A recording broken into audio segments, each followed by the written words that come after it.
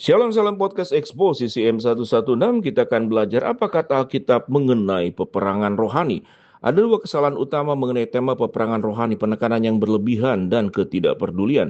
Sebagian orang menyalahkan setiap dosa, konflik, dan persoalan kepada iblis sebagai pihak yang perlu dipersalahkan. Sementara yang lain sama sekali tidak memperdulikan dunia rohani, bahwa Alkitab menginstruksikan bahwa peperangan kita adalah melawan kuasa-kuasa rohani.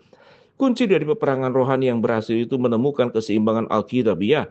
Kadangkala Yesus mengusir setan keluar dari diri orang-orang, kadangkala dia menyembuhkan orang tanpa menyebutkan tentang setan. Rasul Paulus menasihatkan orang-orang Kristen untuk berperang melawan dosa di dalam diri mereka, Roma pasal ke-6, dan berperang melawan si jahat. Efesus 6 ayat 10 sampai ke-18. Efesus 6 ayat 10 sampai 12 mengatakan, akhirnya hendaklah kamu kuat di dalam Tuhan, di dalam kekuatan kuasanya. Kenakanlah seluruh perlengkapan senjata Allah supaya kamu dapat bertahan melawan tipu muslihat iblis. Karena perjuangan kita bukanlah melawan darah dan daging, tetapi melawan pemerintah-pemerintah, melawan penguasa-penguasa, melawan penghulu-penghulu dunia yang gelap ini, melawan roh-roh jahat di udara. Ayat ini mengajar kita beberapa kebenaran penting. Yang pertama, kita hanya bisa menjadi kuat dengan kekuatan dari Allah. Kedua, perlengkapan senjata Tuhan yang melindungi kita. Ketiga, peperangan kita melawan kuasa-kuasa kejahatan dalam dunia ini. Satu contoh yang bagus sekali mengenai poin ini adalah Mikael, sang penghulu malaikat yang dikisahkan dalam surat Yudas ayat yang ke-9. Mikael kemungkinan merupakan malaikat yang paling perkasa dibanding dengan malaikat Tuhan lainnya.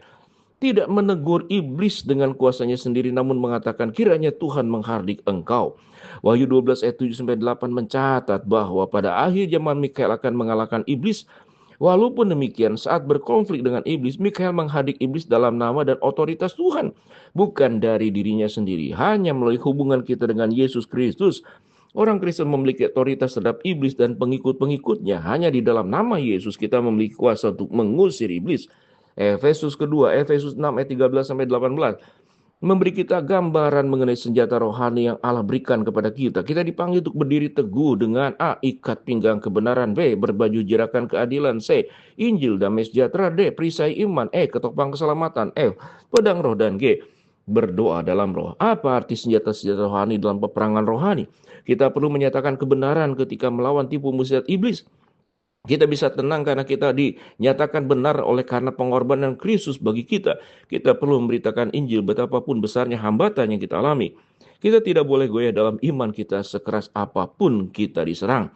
Pertahanan kita yang paling utama dan itu adalah jaminan bahwa kita sudah diselamatkan dan tidak ada kuasa apapun yang dapat mengambil itu dari kita. Senjata untuk menyerang kita adalah firman Tuhan, bukan pendapat atau perasaan kita sendiri. Kita perlu mengikuti teladan Yesus yang mengenali bahwa ada kemenangan rohani yang hanya dapat dicapai melalui doa. Itu adalah teladan utama kita dalam peperangan rohani. Perhatikan bagaimana Yesus menghadapi serangan langsung dari iblis. Maka Yesus dibawa oleh roh ke padang gurun untuk dicobai iblis, dan setelah berpuasa 40 hari dan 40 malam, akhirnya laparlah Yesus. Lalu datanglah si pencoba itu dan berkata kepadanya, jika engkau anak Allah, perintahkanlah supaya batu-batu ini menjadi roti. Tetapi Yesus menjawab, ada tertulis manusia hidup bukan dari roti saja, tetapi dari setiap firman yang keluar dari mulut Allah. Kemudian iblis membawa ke kota suci. Ini adalah pencobaan kedua sampai pencobaan ketiga. Lalu iblis meninggalkan dia dan lihatlah malaikat-malaikat datang melayani dia.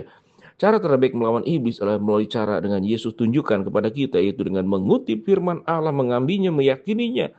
Karena iblis tidak berdaya menghadapi pedang roh firman Tuhan.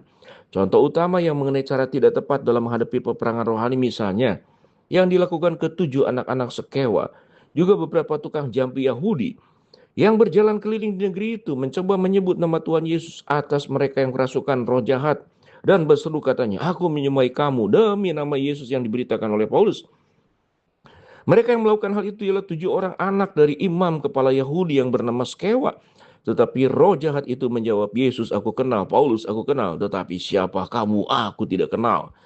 Dan orang yang dirasuk roh jahat itu menerpa mereka dan menggagai mereka sama semua dan mengalahkannya, sehingga mereka lari dari orang itu dengan telanjang dan luka-luka. Kisah Rasul 19 ayat 13 sampai ke 16. Apa masalahnya? Ketujuh anak sekewa menggunakan nama Yesus itu tidak cukup. Karena ketujuh anak sekewa itu tidak memiliki hubungan dengan Yesus, dan karena itu kata-kata mereka kosong dan tidak memiliki kuasa atau otoritas apapun.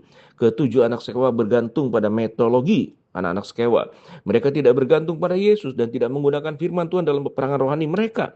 Sebagai hasilnya mereka dikalahkan secara memalukan. Mari kita belajar dari teladan buruk mereka dan melakukan peperangan rohani dengan cara yang dilukiskan oleh Alkitab. Secara ringkas, apa kunci untuk peperangan rohani yang sukses? Pertama, kita perlu bergantung kepada kuasa Tuhan, bukan kuasa diri sendiri. Kedua, kita mengusir iblis dalam nama Yesus, bukan nama kita sendiri. Ketiga, kita melindungi diri sendiri dengan seluruh senjata Allah. Keempat, kita melakukan peperangan dengan pedang roh, firman Tuhan. Shalom, salam podcast Eksposisi M116.